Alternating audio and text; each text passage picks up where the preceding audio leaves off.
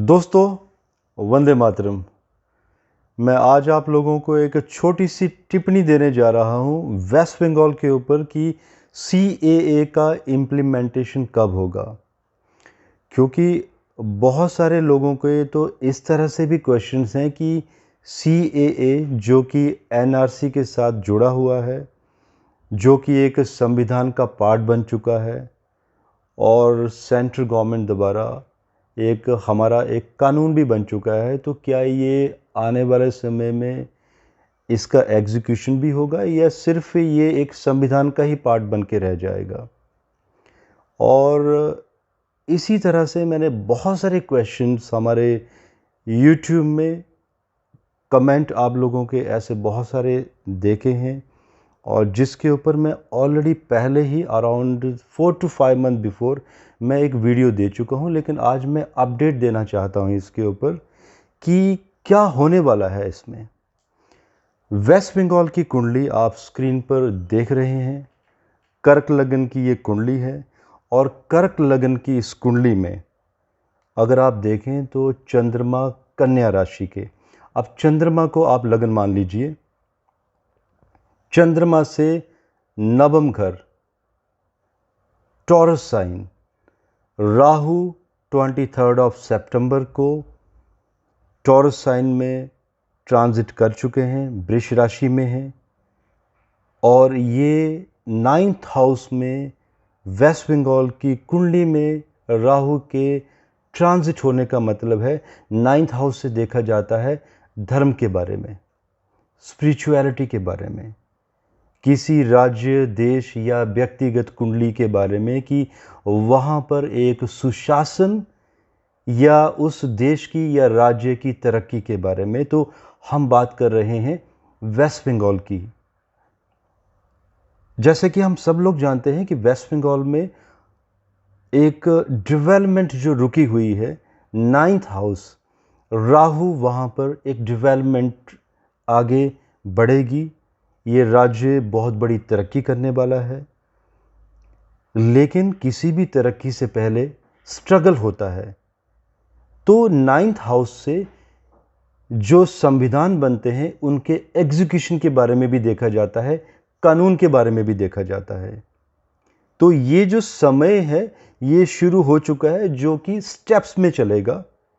जैसे मैंने बताया 23 सितंबर that was the first step. 14 नवंबर गुरु और शनि इस दिन इकट्ठे होंगे। शनि ऑलरेडी मकर राशि पे हैं, गुरु भी मकर राशि में जाएंगे। अगर आप फिर से कुंडली को देख रहे हो तो कन्या राशि से अगर आप काउंट करेंगे 5th हाउस, 5वां घर लक्ष्मी का भी होता है। एजुकेशन एंड अर्थव्यवस्था, तो ये इंडिकेट करता है कि शनि और गुरु का पंचम घर में चले जाना इस राज्य की अर्थव्यवस्था एक बड़े लेवल पर जाएगी। बहुत बड़े बड़े काम होंगे इस राज्य में, जो काम रुके हुए हैं, बल्कि बहुत बड़ी तरक्की होने वाली है। लेकिन इससे पहले संघर्ष भी दिखाई देता है। क्यों? इसके ऊपर भी हम जाएंगे। अब 3rd स्टेप आप चले जाइए।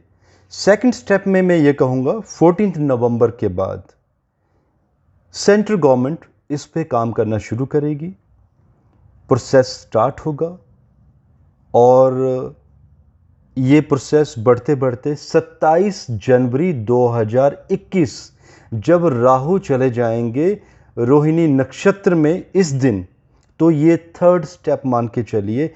इस दिन ये कुछ डिक्लेरेशन, इसके आसपास कुछ बहुत बड़ी डिक्लेरेशन होने वाली है, क्योंकि इसका एग्जीक्यूशन भी शुरू होगा, इसको लागू किया जाएगा।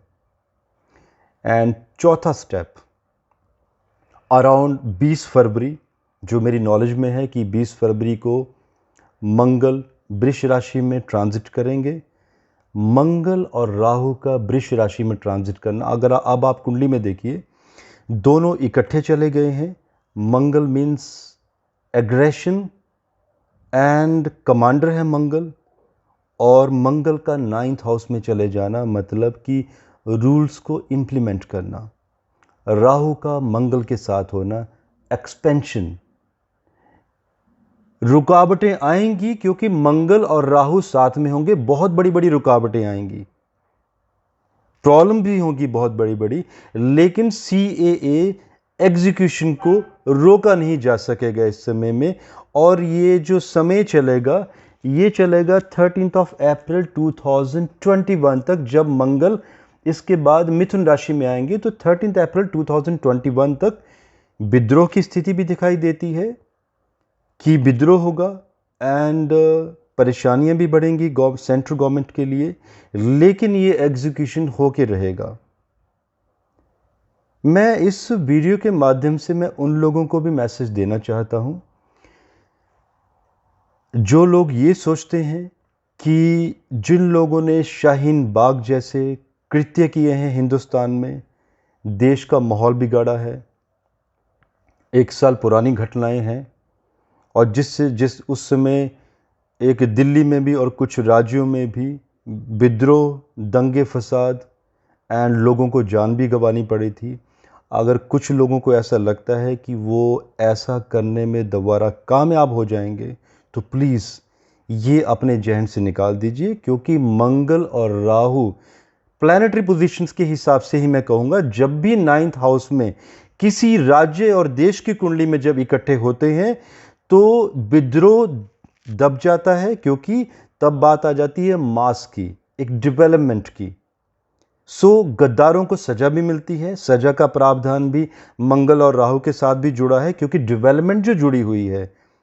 और अगर मैं वेस्ट बंगाल की कुंडली की बात करूं तो मित्रों, इसमें बहुत सारी मैंने और भी वीडियोस दिए हैं जो डिस्क्रिप्शन बॉक्स में आप देख सकते हैं, इनका लिंक हम दे देंगे। आप बाकी वीडियोस में भी देखिए, बाकी भी वीडियोस देखिएगा, जिसमें मैंने कहा भी है कि 15 नवंबर 2021 तक वेस्ट बंगाल के लिए समय ठीक नहीं है। वो भारत का ईस्टर्न पार्ट है। भारत की कुंडली के ऊपर भी मैंने एनालिसिस किए हैं, वेस्ट बंगाल के ऊपर। अब क्वेश्चन आता है कि NRC इंप्लीमेंट कैसे होगा। देखिए, पहले तो कुछ लोग ऐसे हैं जिनको ये भी नहीं मालूम है कि CAA एंड NRC में डिफरेंस क्या है, क्योंकि जो लोग विद्रोह किया जिन लोगों ने, उनको तो बिल्कुल भी मालूम नहीं था, बिकॉज विदेशी शक्तियां जिनके द्वारा कुछ ग्रुप्स को पैसा दिया गया, कौन से ग्रुप्स, जो देश के गद्दार हैं, और उनके द्वारा आगे लोगों को इकट्ठा करना। कौन से लोग, मासूम लोग जिनको इन कानूनों के बारे में मालूम भी नहीं होता कि CAA मीन्स कि जो देश में लोग बाहर से आ चुके हैं, जो सताए गए हैं, उनको नागरिकता देना। तो CAA का मतलब है कि नागरिकता हटाना नहीं, बल्कि नागरिकता को देना। एंड सिंपल वे में बता रहा हूं मैं, NRC का मतलब है कि जो घुसपैठिए हमारे देश में आ चुके हैं, ये भारत है, कोई धर्मशाला नहीं है, तो इन घुसपैठियों को यहां से बाहर निकालना। मैं रोहिंग्या समुदाय की बात कर रहा हूं यहां पे, और जो बाकी समुदाय के लोग हैं हिंदुस्तान के, हिंदुस्तान पे उनका सबका बराबर हक है, उनको डरने की जरूरत नहीं है। तो NRC से सिंपल मीनिंग यही है, रोहिंग्या समुदाय के लोग जो कि मास में हिंदुस्तान में आ चुके हैं, घुसपैठ कर चुके हैं, और ये वो लोग जिन्होंने अपना धर्म भी परिवर्तन किया है कुछ समय के लिए, टेम्परेरी बेस पे, ताकि वो बाद में फिर से अपना धर्म परिवर्तन करके देश में, भारत में एक माहौल खराब कर सकें और हमारे देश को एक परेशानी की तरफ ले जा सकें। ऐसा नहीं होने वाला है, क्योंकि प्लैनेटरी पोजीशन, जैसे मैंने पहले ही कहा कि मंगल और राहु का इकट्ठे साथ में होना। अब बात आती है कि CAA इम्प्लीमेंटेशन वेस्ट बंगाल में होगा। मैंने स्टेप्स में बताया है आप लोगों को कि 13 अप्रैल 2021 तक, as per my study, as per my planetary position, execution दिखता है। लेकिन व्हाट अबाउट NRC? तो देखिए दोस्तों, NRC कुछ अलग नहीं है। अगर CAA इम्प्लीमेंट हो गया तो NRC तो अपने आप ही इम्प्लीमेंट हो जाएगा, उसके ऊपर क्वेश्चंस की बात ही नहीं है।